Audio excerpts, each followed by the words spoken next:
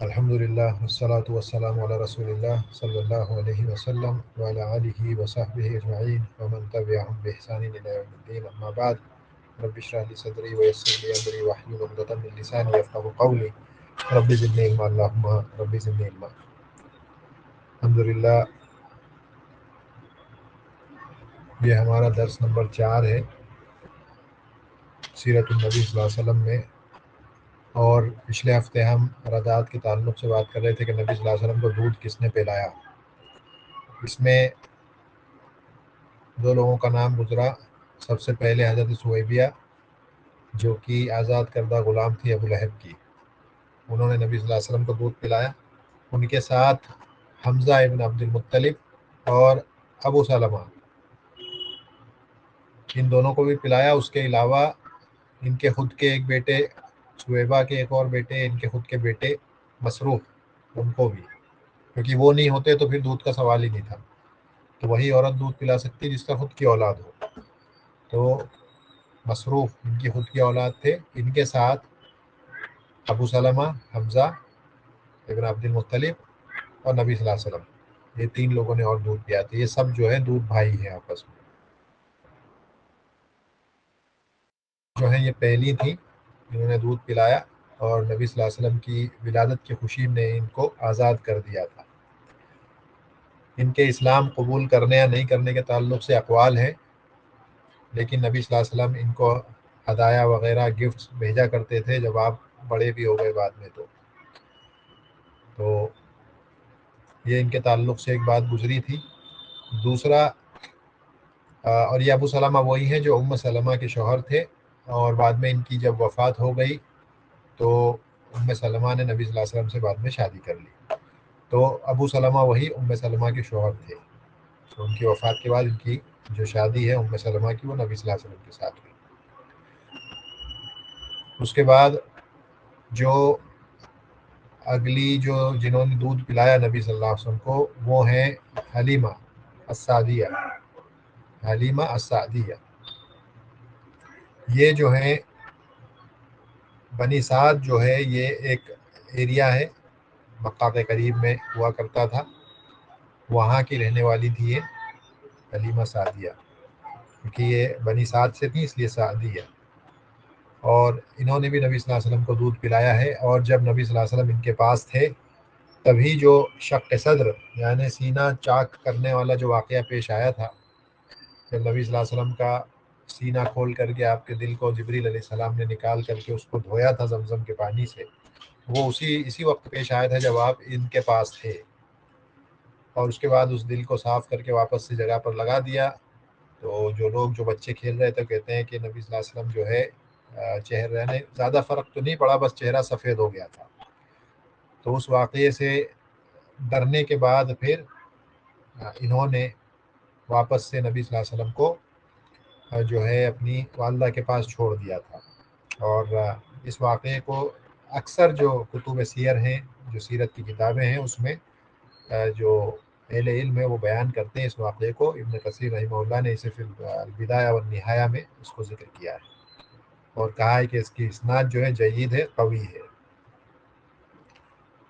اور یہ جو اس کے بعد جو بیان کرتے ہیں بات، وہ اگلا فصل شروع کر رہے ہیں۔ یہ دودھ پلانے کے تعلق سے جو فصل تھا اس کو وہ یہاں پر ختم ہوتا ہے۔ اس کے بعد جو اگلا فصل شروع ہوتا ہے وہ اسماء المصطفیٰ صلی اللہ علیہ وسلم، نبی صلی اللہ علیہ وسلم کے نام، ونشاتہ بمکہ ومکثہ بہا وبدء الوحی وہجرتہ الی المدینہ والاسراء الی بیت المقدس والعروج بہ الی السماء وذکر وفاتہ صلی اللہ علیہ وسلم۔ ابھی اس فصل میں یہ ساری باتیں آئیں گی ایک ایک کر کے۔ سب سے پہلے نبی صلی اللہ علیہ وسلم کے نام، اس کے بعد میں آپ کا پلنا بڑھنا مکہ میں، اس کے بعد آپ پہ وحی کا جو نزول کی شروعات ہوئی اس کا ذکر ہوگا، پھر آپ کی ہجرت کا واقعہ بیان ہوگا مدینہ کی طرف، اس کے بعد میں اسراء اور معراج۔ اسراء جو ہے مسجد حرم سے بیت المقدس کی طرف، اسے اسراء کہا جاتا ہے، اور اس کے بعد معراج جو ہے وہ بیت المقدس سے آسمانوں کی طرف جو معراج کا واقعہ پیش ہے اس کا ذکر آئے گا، اور اس کے بعد نبی صلی اللہ علیہ وسلم کی وفات کے تعلق سے یہاں پر بات آئے گی. سب سے پہلے جو بات آئے گی وہ فصل فی اسمائی ہی. یہ جو فصل ہے نبی صلی اللہ علیہ وسلم کے ناموں کے تعلق سے ہے. جبیر ابن مطعم سے روایت ہے کہ انہوں نے کہا کہ نبی صلی اللہ علیہ وسلم نے فرمایا انی انا محمد وانا احمد وانا الماہی الذی یمحو اللہ بی الکفر وانا الحاشر الذی حشر الناس وانا العاقب الذی لیس بعدی نبی. صحیح متفق علیہ. صحیح بخاری وغیرہ کی روایت ہے، مسلم میں بھی ہے، اسی لیے متفق علیہ روایت ہے. تو یہ نبی صلی اللہ علیہ وسلم کے اسما کا باب ہے. یہاں پہ آپ کے نام ذکر کیے جائیں گے. مثلا آپ نبی صلی اللہ علیہ وسلم کے ناموں میں سے ایک نام ہے نبی التوبہ. نبی التوبہ بھی آپ کو کہا جاتا ہے کیونکہ اللہ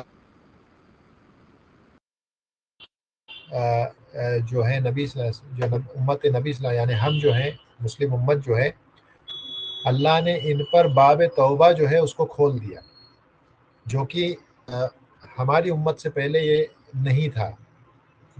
جیسے کہ بنی اسرائیل کا جو معاملہ ہے،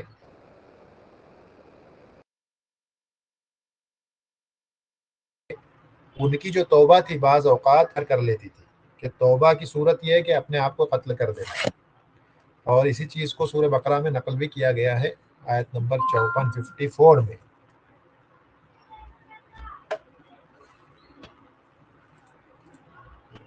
آواز نہیں آ رہی ہے؟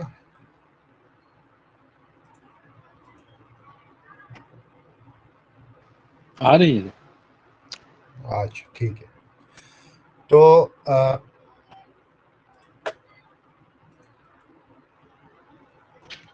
ٹھیک ہے. تو پھر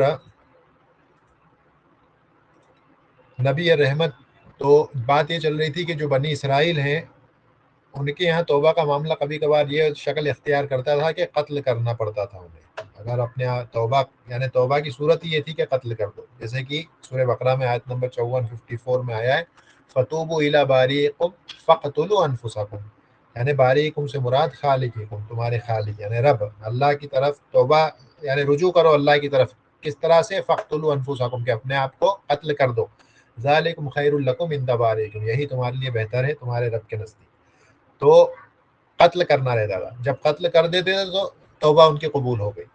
تو توبہ کی صورت یہ تھی. لیکن نبی یعنی اس امت نبی صلی اللہ علیہ وسلم کی جو امت تھی، یعنی ہم جو امت ہیں، ہمارے اندر توبہ کا معاملہ سب سے زیادہ آسان ہے. یعنی کہ جو ہو سکتا ہے اس میں سب سے آسان طریقہ یہی ہے کہ کسی کو کسی کی ضرورت نہیں پڑتی ہے، کوئی وسیط نہیں ہے بیچ میں کہ کسی کے ذریعے جانا پڑے توبہ کے لیے، کوئی مشقت نہیں ہے. تو یہ جو ہے یہ جو دین ہے یہ توبہ کا دین ہے. اور آپ صلی اللہ علیہ وسلم نبی توبہ ہیں علیہ الصلوۃ والسلام. اسی طرح سے نبی الرحمہ یہ بھی کہا جاتا ہے آپ کو، جیسا کہ اللہ نے قرآن میں کہا وما ارسلناک الا رحمۃ سورۃ الانبیاء میں. ایک روایت میں نبی الملحمہ بھی آیا. نبی الملحمہ، ملحمہ کہتے ہیں حرب کو، جنگ کو. نبی صلی اللہ علیہ وسلم جو ہیں جہاں نبی رحمت ہیں وہیں نبی حرب بھی ہیں. تو آپ نبی رحمت ہیں عموماً لوگوں کے لیے، اور نبی حرب اور ملحمہ ہیں معتدین کے لیے، مجرمین کے لیے جو کہ اس کے مستحق ہیں کہ آپ سے جنگ و قتال، ان لوگوں سے یعنی آپ جنگ و قتال کریں. تو آپ نبی ملحمہ بھی ہیں یعنی نبی حرب بھی ہیں، جنگ کے بھی نبی ہیں. اور یہ صحیح ہے، اسے صحیح مسلم میں یہ چیز موجود ہے. اس کے بعد جابر ابن عبداللہ، جیسا کہ ابھی ہم نے پڑھا تھا، ان کا قول نقل کیا ہے. نبی صلی اللہ علیہ وسلم نے فرمایا کہ انا احمد وانا محمد وانا الحاشر وانا الماہی الذی یمحو اللہ بہ الکفر فاذا کان الیوم القیامۃ لواء الحمد معی وکنت امام المرسلین وصاحب شفاعتهم. یہ سارے نام بھی نبی صلی اللہ علیہ وسلم کے آئے. احمد بھی آیا ہے، محمد معروف ہم جانتے ہیں. احمد آپ کی والدہ نے آپ کو نام دیا تھا، اور ایک بار قرآن میں آپ کو احمد نام سے بھی پکارا گیا ہے جہاں پہ عیسیٰ علیہ السلام احمد نام سے پکارتے ہیں آپ. اور اس کے بعد محمد نام قرآن میں 4 مرتبہ آیا. اس طرح سے نبی صلی اللہ علیہ وسلم کا نام قرآن میں 5 مرتبہ آیا. ایک بار احمد، 4 بار محمد. محمد نام زیادہ معروف ہے. اس کے بعد آپ نے کہا حاشر. اس کے بعد انا ماہی الذی یمحو اللہ بالکفر، صاف کرنے والا، مٹانے والا. نبی صلی اللہ علیہ وسلم کفر اللہ یعنی کہتے ہیں کہ میرے ذریعے اللہ کفر کو مٹائیں گے. تو یہ آپ کے نام ہیں. آپ امام المرسلین بھی ہیں جیسا کہ ہم جانتے ہیں، بات آگے آئے گی، اور صاحب شفاعت بھی ہیں. تو ہم جانتے ہیں کہ جو شفاعت کبریٰ ہے، شفاعت کبریٰ جو ہے نبی صلی اللہ علیہ وسلم کے لیے ثابت ہے کہ جب لوگ آئیں گے ایک نبی سے دوسرے نبی کے پاس، تو اس وقت نبی صلی اللہ علیہ وسلم کی جو شفاعت ہے ثابت ہے. تو سب سے پہلے آدم علیہ السلام کے پاس آئیں گے اور آ کر یہ کہیں گے، یا آدم انت ابو البشر، آپ انسانیت کے باپ ہیں.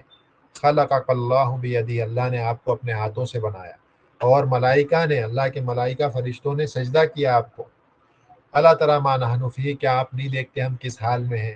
اللہ تری ما قد بلغنا، آپ نہیں دیکھتے کہ ہم کس حالت میں پہنچ گئے؟ اشفع لنا عند ربک، ہمارے لیے اپنے رب سے جو ہے ان کے سامنے شفاعت کریں، انٹرسیشن کریں، سفارش کریں. تو آدم علیہ السلام کہیں گے، ان ربی قد غضب اليوم غضبا لم یغضب قبلہ مثلہ، کہ میرا جو رب ہے بہت شدید غضب مجھ پر جو ہے ناراض ہوئے تھے، مجھ سے پہلے کسی پر اس طرح ناراض نہیں ہوئے، نہ میرے بعد کبھی کسی پر اس طرح سے ناراض ہوں گے. اور میں نے میرے رب کی نافرمانی کی تھی، میں نے ایک ایسے پیڑ سے کھایا تھا جس سے کھانے سے میرے رب نے منع کرا تھا. تو اذهبوا الی غیری، کسی اور کے پاس جاؤ، اذهبوا الی نوح، نوح علیہ السلام کے پاس جاؤ تم کو. تو سارے لوگ پھر نوح علیہ السلام کے پاس آئیں گے اور وہی کی وہی بات نوح علیہ السلام سے کہیں گے جو ابھی آدم علیہ السلام سے کہی تھی، یا نوح انک اول رسول ارسلہ اللہ الی اہل الارض، سب سے پہلے رسول آپ ہی تھے، آپ کو زمین والوں کی طرف اللہ نے رسول بنا کے بھیجا تھا. یہاں پر یہی حدیث و دلیل بھی ہے جو ہے بتاتی ہے کہ سب سے پہلے رسول جو زمین پر بھیجے گئے وہ نوح علیہ السلام تھے. وہ جیسا کہ لوگ کہتے ہیں کہ یا تو آدم علیہ السلام یا ادریس علیہ السلام کی طرف اشارہ کرتے ہیں، تو یہ صحیح نہیں ہے، نوح علیہ السلام پہلے رسول تھے. پھر وہی بات کہیں گے، اللہ تری ما فی، اللہ تری ما نحن فیہ، اللہ تری ما قد بلغنا، آپ دیکھتے نہیں ہم کس حال میں ہیں، کس مصیبت میں ہم کہاں پہنچ گئے. اشفع لنا عند ربک، ہمارے لیے جو ہے شفاعت کریں، سفارش کریں اپنے رب سے. تو یہ بھی نوح علیہ السلام بھی وہی بات کہیں گے جو آدم علیہ السلام نے کہی تھی کہ میں نے اپنے رب کو ناراض کیا تھا بڑا شدید، ایسا ناراض میرے رب مجھ سے ہوئے جیسا نہ مجھ سے پہلے ہوئے، نہ میرے بعد میں کبھی ہوں گے. میں نے اپنے رب سے ایسی چیز کا سوال کیا تھا جس کا مجھے سوال کرنے کا حق نہیں تھا. اذهبوا الی غیری، کسی اور کے پاس جائیں، ابراہیم علیہ السلام کے پاس جائیں. پھر اس طرح سے ابراہیم علیہ السلام کے پاس، موسیٰ علیہ السلام کے پاس، عیسیٰ علیہ السلام، سب کے پاس ایک ایک کر کے جائیں گے، سب کے سب جو ہے منع کر دیں گے. یہاں تک کہ عیسیٰ علیہ السلام کے پاس آئیں گے تو وہ بھی بالکل وہی کی وہی بات کہیں گے، سوائے یہ کہ وہ کسی اپنے گناہ کا ذکر نہیں کریں گے. بس یہی کہیں گے کہ میرے جو رب ہے مجھ سے بہت شدید ناراض ہو گئے تھے، نہ ایسے ناراض جیسے نہ پہلے کبھی ہوئے نہ بعد میں کبھی ہوں گے. تو جائے آپ لوگ جو ہے محمد صلی اللہ علیہ وسلم کے پاس جائیں، اور اپنے کسی بھی گناہ کا ذکر عیسیٰ علیہ السلام نہیں کرتے ہیں حدیث میں. اس کے بعد محمد صلی اللہ علیہ وسلم کے پاس سب آئیں گے اور وہ کی وہی بات کہیں گے جو ابھی پہلے ذکر ہوئی. تو نبی صلی اللہ علیہ وسلم کہیں گے کہ انا لہا، کہ ہاں میرے لیے شفاعت کا معاملہ ہے. اور اس کے بعد پھر نبی صلی اللہ علیہ وسلم کہ میں جو ہے اپنے رب کے پاس جاؤں گا اور پھر سجدے میں گر پڑوں گا اپنے رب کے سامنے، اور پھر اللہ جو ہے مجھے ایسے کلمات سکھائیں گے جس کے ذریعے میں اللہ کی حمد بیان کروں گا، جن کے بارے میں ابھی نہیں جانتا ہوں، وہ اس وقت ہی اللہ مجھے سکھائیں گے. یہاں تک کہ ایک لمبا طویل عرصہ گزرے گا، اور پھر میرے رب یعنی اللہ مجھ سے کہیں گے کہ یا محمد ارفع راسک وسل توتا، کہ اپنے سر کو اٹھاؤ اور سوال کرو، تمہیں عطا کیا جائے گا، تمہیں دیا جائے گا. وشفا تشفع، اور شفاعت کرو، آپ کی شفاعت قبول کی جائے گی. یہ بڑا عظیم ترین مقام ہے.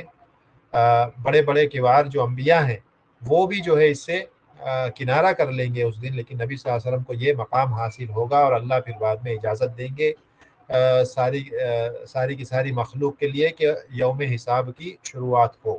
تو یہ موقع ہے.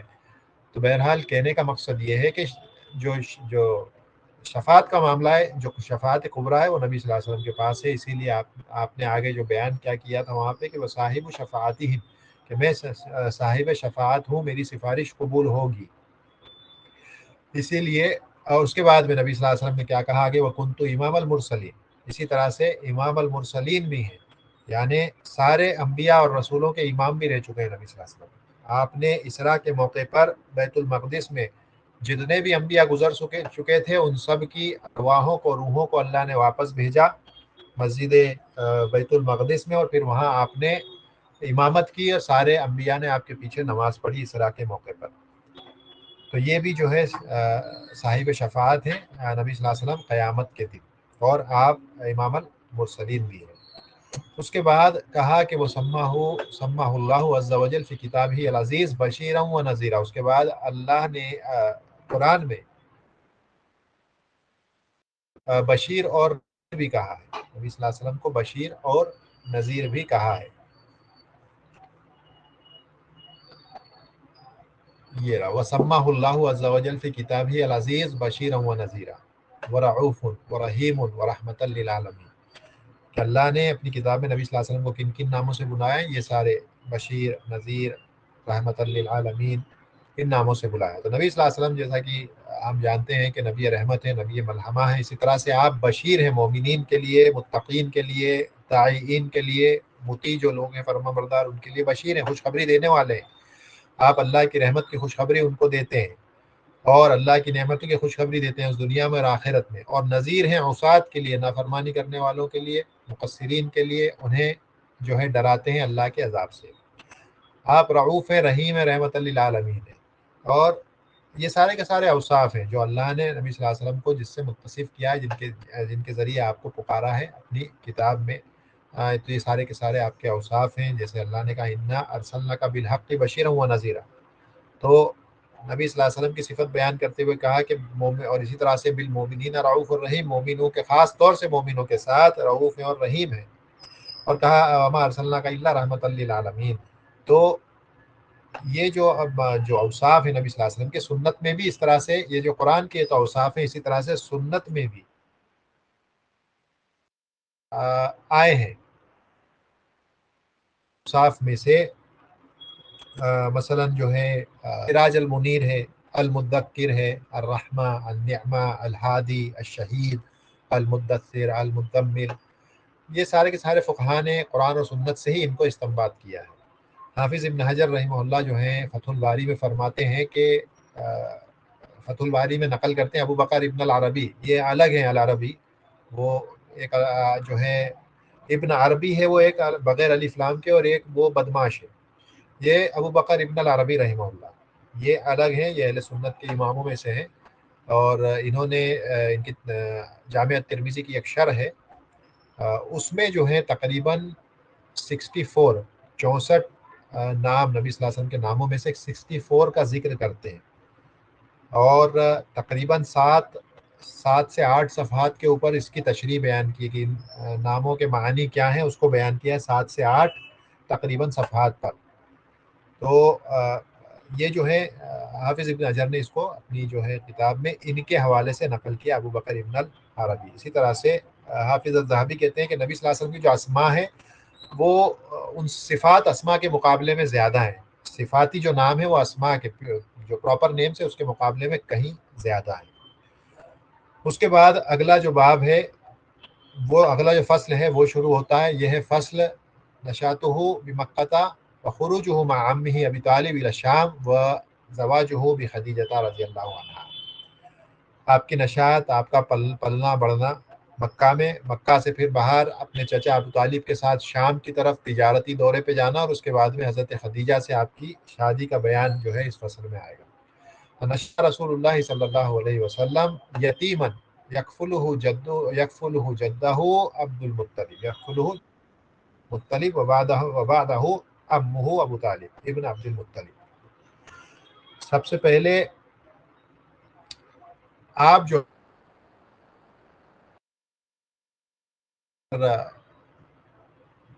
سب کا اتفاق ہے، صلی اللہ علیہ وسلم جو ہیں کبھی بھی دور جاہلیت والا کوئی عمل آپ سے صادر نہیں ہوا. نہ عبادت، نہ آپ نے جو ہے اوثان کی، بتوں کی عبادت کی، نہ کوئی جو ہے فجور والے کوئی کبھی کام کیے. پر یہاں تک کہ مشرکین کا بھی اجماع، یعنی یہ مسئلہ ایسا تھا کہ مشرکین کا بھی اجماع تھا کہ وہ بھی اس بات کو مانتے تھے کہ اسلم سے کبھی کوئی ایسا کام صادر نہیں ہوا جو عموماً اس دور کے لڑکے نوجوان اس دور میں کیا کرتے تھے. گانے سننا، شادیوں میں جانا، ناچنا، یہ سارے کام جو ہے اس دور کے لڑکے کیا کرتے تھے، لیکن بچے ہوئے تھے. اسی لیے آگے کیا لکھتے ہیں کہ وَطَهَّرَهُ اللَّهُ عَزَّ وَجَلَّ مِن دَنَسِ الْجَاهِلِيَّةِ كُلِّ عَيْبٍ. ہر قسم کے جاہلیت کی جتنی بھی خرابیاں جو ہو سکتی ہیں، جو جاہلیت کے دور میں اس عمر کے لڑکے کیا کرتے تھے، ان سب سے آپ کو پاک اور صاف بچا کے رکھا. ہر قسم کے عیب و عیوب سے بچا کر کے رکھا.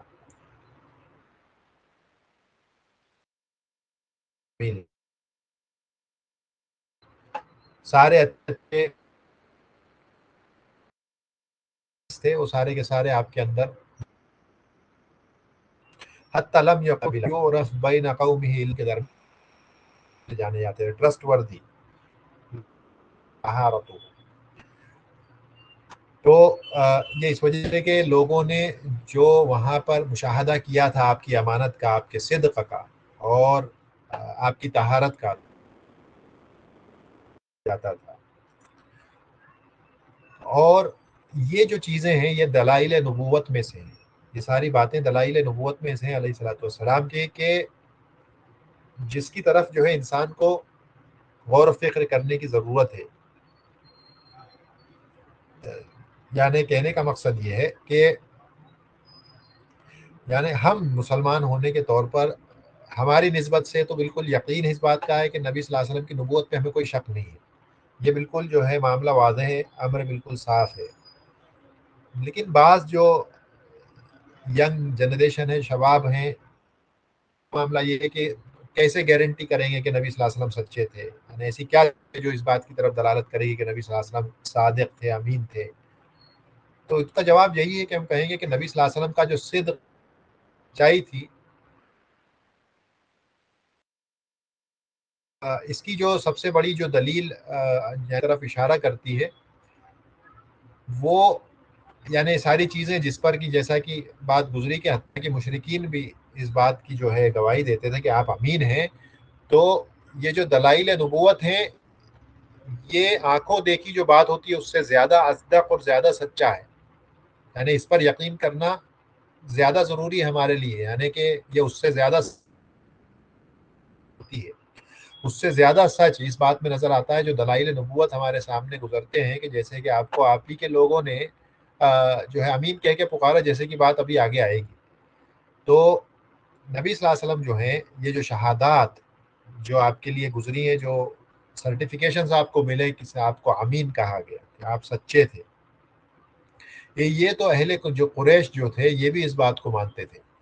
جیسا کہ امام بخاری نے اسے نقل بھی کیا ہے کہ نبی صلی اللہ علیہ وسلم نے ایک مرتبہ جو ہے احد پہاڑ پر آپ جو ہے ایک پہاڑ پر چڑھتے ہیں، ایک پہاڑ احد پر نہیں کہ ایک پہاڑ پر چڑھتے ہیں، مکہ کی بات ہے کہ آپ ایک پہاڑ پر چڑھتے ہیں اور وہاں پر جو ہے صفا پہاڑ پر آپ چڑھتے ہیں، اور اس کے بعد وہاں چڑھنے کے بعد آپ جو ہے آواز لگاتے ہیں کہ یا قریش، اگر میں تمہیں خبر دوں کہ یہاں پہاڑی کے پیچھے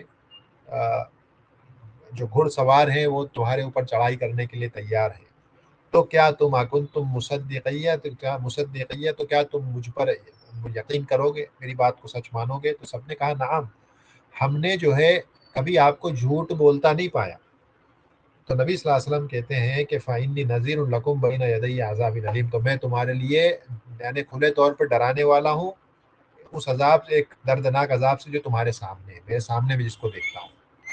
تو یہ جو صفت تھی، اس صفت کی جو شہادت تھی کہ ہم نے آپ کو کبھی جھوٹ بولتے نہیں پایا، کبھی بھی، ایک بار بھی نہیں، یہ اپنے آپ میں ایک بہت بڑی شہادت تھی ان کی. اور اسی موقع پر ابو لہب نے کہا تھا کہ تبا لکا سائر الیوم ولہذا دعوتنا، کہ برباد ہو جاؤ تم، کیا اس چیز کے لیے تم نے ہمیں یہاں بلایا تھا؟ اور اس موقع پر پھر یہ آیتیں نازل ہوئی تھی تبت یدا ابی لہب وتب ما اغنی عنہ مالہ وما کسب سیصلی نارا ذات لہب وامرأتہ حملۃ الحطب فی جیدہا حبل من مسد. ابو لہب کے تعلق سے آیتیں اور اس کی بیوی کے تعلق سے ام جمیل جس کو کہا جاتا تھا، اس کے ان کے ان دونوں کے تعلق سے آیتیں نازل ہوئیں. اور یہ آیتیں اپنے آپ میں یہ بھی خود ایک بہت بڑی دلیل ہے نبی صلی اللہ علیہ وسلم کی نبوت کی، کیونکہ جہاں بڑے بڑے کفار جنہوں نے بعد میں اسلام قبول کیا، جیسے حضرت حمزہ ابن مطلب کے پیٹ کو چاک کر کے ان کا کلیجہ نکال کے کچا چبانے والی ہند، ابو سفیان کی جو بیوی تھی رضی اللہ عنہ، انہوں نے بعد میں اسلام قبول کر لیا. حضرت ابو سفیان رضی اللہ عنہ انہوں نے اسلام بعد میں قبول کر لیا. بڑے بڑے یعنی بعض لوگ جو نبی صلی اللہ علیہ وسلم کو قتل کرنے کے ارادے سے بدر کے بعد نکلتے ہیں قتل کرنے کے لیے، ابی ابن خلف اس میں سے ایک، نبی صلی اللہ علیہ وسلم کو قتل کرنے کے لیے نکلتے ہیں اور مکہ پہنچ کر کے اسلام قبول کر لیتے ہیں، قتل کرنے کے ارادے سے مدینہ پہنچ کے اور جو ہے اسلام قبول کر لیتے ہیں، قتل کرنے کے ارادے سے نکلتے ہیں. تو ایسے لوگ جب اسلام قبول کر رہے ہیں تو کیا وجہ تھی کہ اس نے اسلام قبول نہیں کیا؟ اس کو کس نے روکا تھا؟ بھئی یہ چاہتا تو ان آیتوں کو جھٹلانے کے لیے ہی کہہ دیتا کہ ہم اسلام قبول، صرف ان آیتوں کو جھٹلانے کے لیے، جس میں اللہ نے تبت یدا ابی لہب وتب اس پر لعنت بھیج دی، قیامت کے دن تک کے لیے اس کو پڑھتے جائیں گے ہم، تو اس کے لیے تو بڑا آسان تھا اس میسج کو جھٹلانا، صرف کرنا یہ تھا کہ دکھاوے کے لیے کہہ دیتا کہ ہم نے اسلام قبول کر لیا، تاکہ یہ میسج جو ہے جھوٹا ہو جاتا۔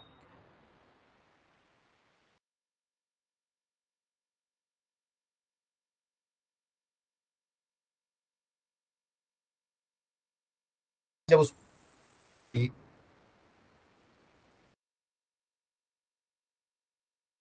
انہوں نے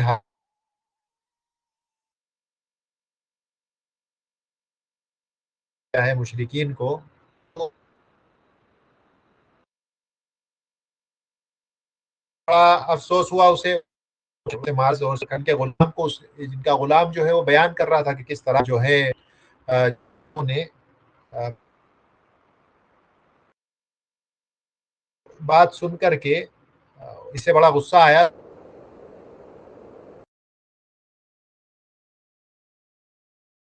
رافع یا ایسا کچھ نام، ام فضل کو اس پہ غصہ آتا ہے، اس نے کچھ انہوں نے کچھ چھڑی وغیرہ سے کچھ مارا، تو اس کی وجہ سے اس کو کہیں کچھ چوٹ لگی، اور اس کے بعد میں پھر آگے جا کے وہ شدید بیمار پڑا، ایسی بیماری ہوئی کہ وہ چکن پاکس وغیرہ جیسی کوئی بیماری اس کو ہوئی، جس کی وجہ سے اس کی موت ایسے ہوئی کہ اس کی اپنے بچوں نے اس کو ہاتھ لگانے سے منع کر دیا، 3 دن تک اس کی لاش پڑی رہی، سڑتی رہی، اور اس کے بعد میں پھر اس کے اڑوس پڑوس والوں نے آ کے اس کی اولاد کو کہا کہ تم کیسی اولاد ہو، تمہارا باپ مر چکا ہے، ایسی پڑی ہوئی لاش، تو پڑوسیوں نے آ کر کے مدد کی، اس کی لاش کو لکڑی سے دھکیل کر کے گڈھے میں ڈالا گیا، ہاتھ تک لگایا نہیں، اور اس کے بعد میں اس کے اوپر پتھروں کو پھینک دیا گیا۔ تو یہ نبی صلی اللہ علیہ وسلم کی شان میں گستاخی کرنے والوں کا یہ حال ہوتا ہے۔ تو ریسنٹلی بھی جو واقعات ہوئے اس میں بھی ہم کو یاد رکھنا چاہیے کہ اللہ جو ہے قدرت رکھتا ہے اپنے نبی کی شان میں گستاخی کرنے والوں کا اس طرح کا حال اللہ کر سکتے ہیں۔ ہاں ان دا لیسٹ، کم سے کم ہمارا کام یہ ہے کہ جب نبی صلی اللہ علیہ وسلم کی ذات پر کوئی انگلی اٹھاتا ہے، کوئی گستاخی کرتا ہے، تو ہمارا جو ایمان ہے وہ پوری طرح سے جھنجھوڑ جانا چاہیے، اور حتی المقدور اور جو کچھ ہماری جو کیپیسٹی اور ریچ میں ہے وہ کام ہم کو کرنے کی کوشش کرنی چاہیے، قانون کے دائرے میں رہتے ہوئے جس کا ہم کو حق دیا گیا۔ اللہ قدرت رکھتا ہے اپنے نبی کی شان میں گستاخی کرنے والوں کو اس طرح کی موت دینے کے لیے، جس طرح کہ اور بھی لوگ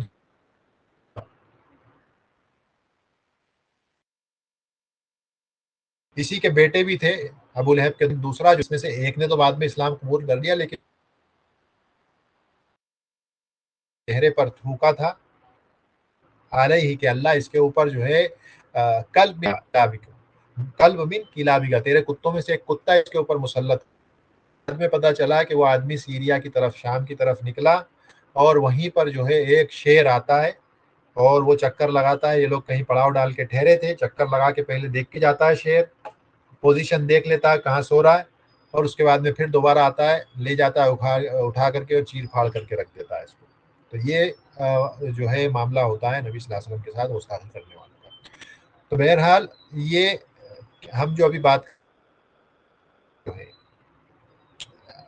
آپ سے کبھی کوئی یعنی ایسا، آپ امین ہیں، آپ صادق ہیں اس چیز پہ، اگر کوئی نوجوان کو یہ بات بھی کرتا ہے تو سب سے بڑی دلیل اس کے لیے یہی دی جائے گی کہ سب سے پہلے تو جو کفار قریش تھے، جو مشرکین تھے، وہ خود آپ کو الامین کہہ کر کے بلایا کرتے تھے، صادق اور امین آپ کو کہا جاتا تھا۔ صادق اور مصدوق سے عبداللہ ابن مسعود رضی اللہ عنہ نے بھی ایک حدیث میں، جس کو ہم نے اربعین النویہ میں بھی دیکھا تھا، وہاں پر بھی آپ کو اسی طرح سے پکارا گیا صادق اور مصدوق۔ تو یہ جو معاملات ہیں یہ سارے کے سارے بالکل ظاہر ہیں دلائل نبوت پہ آپ کی، انہی میں سے امام بخاری اور مسلم نے اپنی صحیح میں جابر رضی اللہ عنہ، جابر بن عبداللہ رضی اللہ عنہ سے نقل کیا ہے کہ آپ نبی صلی اللہ علیہ وسلم اپنے جو شباب کا جو دور تھا، ینگ جو وقت تھا، اس دور میں ایک مرتبہ یہ معاملہ آیا کہ جو کعبہ تھا وہ اس کو واپس سے بنانے کا موقع لگا، اور کعبہ جو ہے کئی مرتبہ ایسے موقع آئے کہ جب اس میں کہیں نہ کہیں کوئی ڈیمیج ہوا، تو ڈیمیج ہونے کے بعد پھر اس کو واپس سے بنایا گیا۔ تو یہ موقع ایک بار اس وقت بھی آیا کہ جب نبی صلی اللہ علیہ وسلم جب چھوٹے تھے آپ کی بعثت سے پہلے، تو قریش نے جو ہے ارادہ کیا کہ اس کعبے کو بنایا جائے واپس سے، اور نبی صلی اللہ علیہ وسلم نے اس کے بنانے میں مدد کی، اپنے چچاؤں کے ساتھ مل کر کے اس کو بنایا، تب آپ کی عمر کم تھی، چھوٹے بچے ہی تھے، تو آپ جو ہے پتھر اٹھا اٹھا کر کے لے جا رہے تھے اسے بنانے کے لیے کعبہ کو، اور آپ نے جو ہے اپنی ازار پہنی ہوئی تھی، تو عباس رضی اللہ عنہ ان کے چچا انہوں نے کہا کہ اے میرے بھائی کے بیٹے یعنی میرے بھتیجے، اگر تم اپنی ازار کھول کر کے اپنے جو ہے کندھوں پر رکھ لو اور اس کے اوپر پھر پتھر رکھو تو تمہارے لیے بہتر ہوگا۔ نبی صلی اللہ علیہ وسلم نے جو ہے ازار پہنی ہوئی تھی، کیونکہ ہو یہ رہا تھا کہ وہ پتھر جو ہے وہ نشان کر رہے تھے آپ کے جو کندھے ہیں اس پر، کیونکہ بڑے بھاری پتھر تھے تو نشان کھروچ آ رہی تھی، تو ان کے چچا نے کہا کہ ایک کام کرو، اپنی ازار نیچے جو پتلون جو بھی پہنی ہے اس کو اتار لو اور اس کو اپنے کندھوں پر ڈال لو اور اس کے اوپر پھر پتھر رکھو۔ نبی صلی اللہ علیہ وسلم نے جیسا ہی یہ کیا، اپنا جو ہے لنگی کھول کر کے جیسے ہی کندھوں پر ڈالی اور پتھر رکھا، آپ بے ہوش ہو گئے، اور کہتے ہیں کہ اس کے بعد آپ کو کبھی بھی بغیر کپڑوں کے نہیں دیکھا گیا، بس یہ پہلی آخری بار تھا۔ یہ نبی یعنی اللہ کی اپنے نبی کے ساتھ جو عنایت ہے یہ اس کی طرف اشارہ کرتی ہے کہ اس دور میں عادتاً بھی جو شباب جو ینگ لڑکے جو عمومی طور پہ کیا کرتے تھے اس دور یعنی کہ کیونکہ کیئر اتنا نہیں رکھتے تھے وہ ستر عورا کے تعلق سے کہ عورا کو چھپا کے رکھنا ہے، خاص طور سے اہل کا، اور کیونکہ ایک تو گرم جگہ ہے تو وہاں پہ ویسے بھی جو ہے ستر عورا کی طرف کیا جاتا، جتنے کم کپڑے پہنے اتنا اچھا ہے، گرمی زیادہ ہے، اور بلکہ ایسے ہی ننگے طواف کیا کرتے تھے عورتیں آدمی سبھی بغیر کپڑوں کے کعبے کا طواف کیا کرتے تھے۔ تو اس کے باوجود جو ہے نبی صلی اللہ علیہ وسلم سے کبھی اس طرح کے معاملات آپ سے صادر نہیں ہوئے اور آپ کو کبھی بھی اس موقع کے بعد بغیر کپڑوں کے نہیں دیکھا گیا۔ تو یہ جو ہے علیہ الصلوۃ والسلام کا معاملہ تھا کہ آپ کو اللہ نے ان ساری چیزوں سے بچا کے رکھا تھا جو کہ جاہلیت کے جو دور میں عمومی طور پہ شباب اس دور میں عام طور پر کیا کرتے تھے، بغیر کپڑوں کے گھومنا، ناچ گانے دیکھنا، شادیوں میں ناچنا، یہ ساری چیزیں نبی صلی اللہ علیہ وسلم ان چیزوں سے جو ہے محفوظ تھے، اللہ نے آپ کو بچا کر کے رکھا تھا۔ یہ بھی جو ہے دلائل نبوت میں سے ہی آپ کے۔ آج کی کلاس کو ہم یہیں پر روکتے ہیں، انشاءاللہ آئندہ ہم اپنی بات کو یہاں سے شروع کریں گے جہاں پر آپ 12 سال کی عمر میں اپنے چچا کے ساتھ شام کی طرف تجارتی سفر پہ جاتے ہیں اور وہاں پر بحیرہ کا واقعہ انشاءاللہ آنے والا ہے، اس کے تعلق سے بات کریں گے اور آگے بڑھیں گے۔ سبحانک اللہم و بحمدک لا الہ الا انت استغفرک و اتوب الیک۔ السلام علیکم۔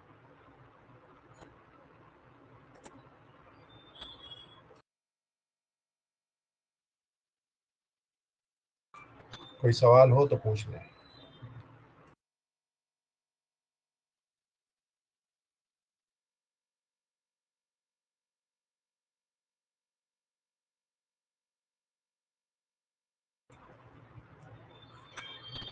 ٹھیک ہے، پھر اگر کوئی سوال نہیں ہے تو اس کو کلوز کرتے ہیں۔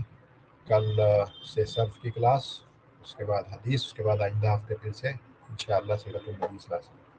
سبحانک اللہم و بحمدک لا الہ الا انت استغفرک و اتوب الیک۔ السلام علیکم۔